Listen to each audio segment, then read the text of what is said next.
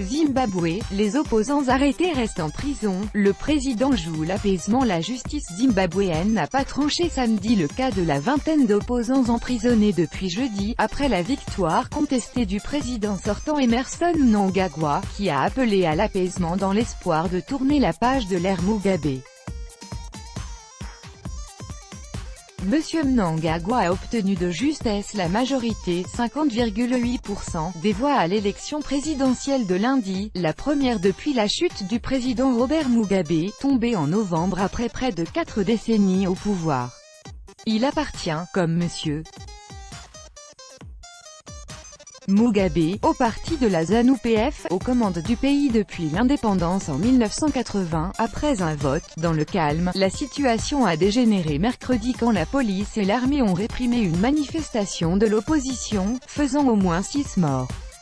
Le lendemain, la police a perquisitionné les locaux du Mouvement pour le changement démocratique, MDC, opposition, arrêtant une vingtaine de personnes, inculpées de violences sur la voie publique.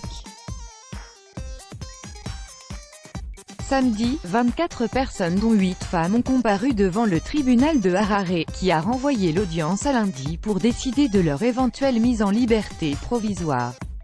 L'opposant et perdant de la présidentielle au Zimbabwe, Nelson Chamisa, Harare, 3 août 2018. Copyright AFP, JKZNJ KIZANA. Ils savent qu'ils sont innocents mais ils veulent juste les punir et nous faire peur, a réagi Gideon Pat, un militant du MDC. La situation était calme samedi à Harare mais restait tendue, notamment en banlieue.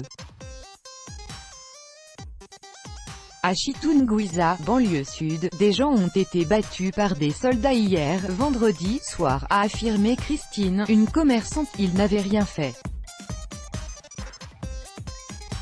Les soldats sont encore là, on a peur de sortir, construire un nouveau Zimbabwe. La même nuit, un journaliste de Newsday a été arrêté pendant plusieurs heures par la police, qui l'a empêché de couvrir ses opérations à Kuwazana, banlieue ouest, selon l'Institut de défense de la presse MISA. Plusieurs victimes de la répression ont été enterrées samedi.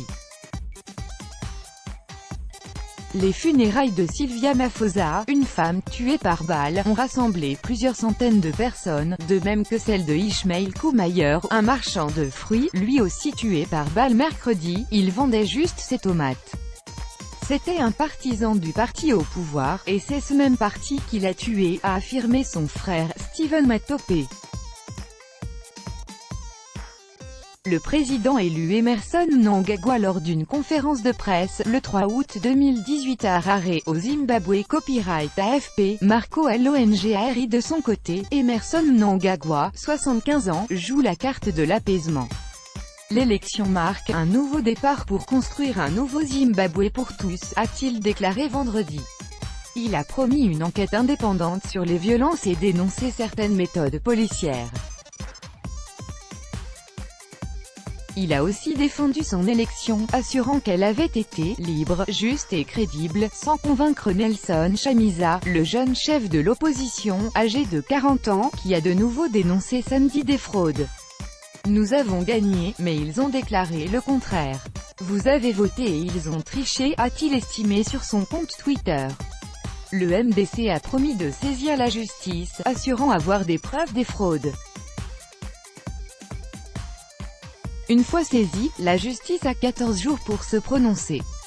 Le vainqueur sera alors investi président dans les 48 heures. Les gens ont faim. Mnangagwa et son parti savent que le pays a besoin de la bonne volonté de la communauté internationale.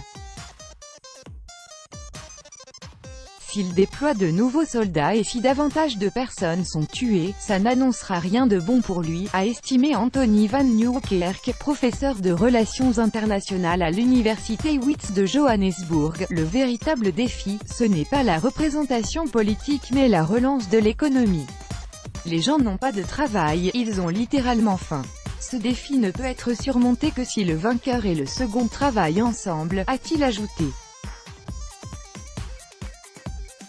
Biographie d'Emmerson Mnangagwa, président sortant du Zimbabwe. Copyright AFP, Vincent LEFAI. Les États-Unis ont déploré les violences mais encouragé, vendredi, tous les responsables politiques à montrer de la magnanimité dans la victoire et de la courtoisie dans la défaite. La Corée du Nord, un des alliés de longue date du régime de Robert Mugabe, a elle félicité samedi le nouveau président espérant renforcer encore des liens historiques. Arrivé à la présidence en novembre après un coup de force de l'armée qui a renversé Robert Mugabe, Mnangagwa a légitimé son pouvoir avec ce double scrutin, confortant même sa position à l'Assemblée. Son parti a raflé les 2/3 des sièges lors des législatives.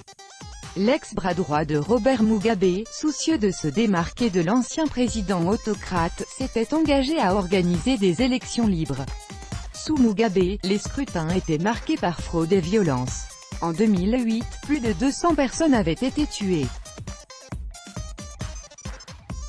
Amnesty International s'est inquiété de l'arrestation arbitraire d'au moins 60 personnes. Elle a appelé le président à tenir ses promesses, en ordonnant aux forces de sécurité de mettre fin à leur campagne brutale de torture, d'intimidation et de suppression de voix dissidentes. Emmerson Mnangagwa traîne une réputation sulfureuse. En tant que chef de la sécurité nationale sous Mugabe, il a dirigé en 1983 la répression dans les provinces dissidentes du Matabeleland Ouest et des Midlands Centre, qui ont fait environ 20 000 morts. Tout droit de reproduction et de représentation réservé. Copyright 2018, Agence France Presse.